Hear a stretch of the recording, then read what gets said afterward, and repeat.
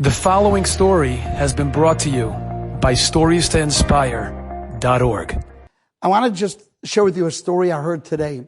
I have a brother who was nifter many years ago, and he had his name was Gavriel Alav Shalom. He lived in South Africa, and I've spoken about him in the past, but this story I did not know until this morning. And the story is that he has a daughter, his oldest daughter named Michali. And Michali, an amazing young lady, was very hurt by her father's passing. She was hurt when her mother remarried. She was hurt when she found out that the child that her stepfather and her mother had was diagnosed with cystic fibrosis. And it was one thing after the next, and Michali felt like she lost her faith. And as time went on, the skirts became shorter, schmoozing around, hanging out with boys. She was young, 12, 13, 14 years old. Stopped keeping Shabbos. Even kashrus went out the window. And she felt very hurt and very upset and very angry at Hashem. And this lasted for a few years, and her parents tried to give her chizuk. But it's hard to give chizuk when there's so much hurt. And she said today, she said, I was once in shul, I was hanging out in the back, and it was on Shabbos, and I was wearing pants at the time, and I was smoking on Shabbos, using my phone and so on. And she said that I saw these guys that were older than me, and they had gone to a school, and the school's name is the King David School. It's a very well-known school in South Africa. And the boys who were there were keeping Shabbos, or keeping kosher. And the King David School is not a particularly religious school. It's Jewish, but not religious. And yet all these kids were Shabbos observant, and they were keeping kosher, and they were inspired.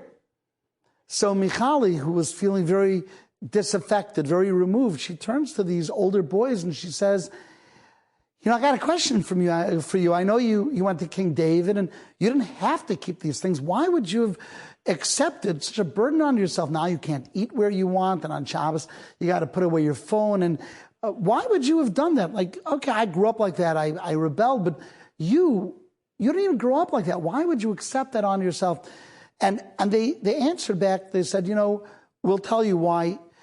We were very inspired. We were inspired by our teacher. Our teacher told us, even though you didn't grow up like that, this is a possibility for you. This is something that you can do, and it will inspire you, and it'll give meaning to your life. And this teacher was so inspiring that not just us, but most of the class today keep Shabbos. We're the one unique class out of all the classes. And Michali turns to these boys and said, wow, I could use exactly such a teacher.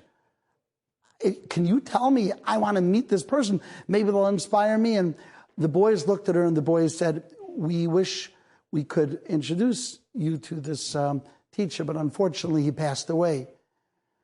And Michal said, he passed away? Yeah. What was his name? She said his name was Benzion Klatzko. And Michal realized that their teacher was her father. And she stood there, and she was stunned, she was moved, she was ashamed, and she was inspired. And she walked home, and as she walked home in a daze, she said, on one hand, I was so embarrassed of my father. Wow, these boys were inspired by my father. He was their teacher, and here I am smoking on Shabbos and shul, wearing pants.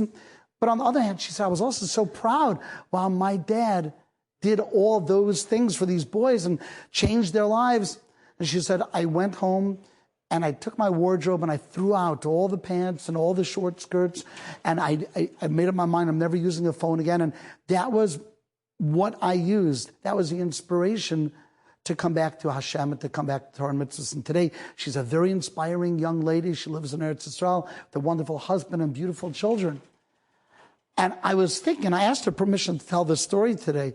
And I was thinking, sometimes you just need somebody to be that shliach from Hashem to give you the message that you need to hear.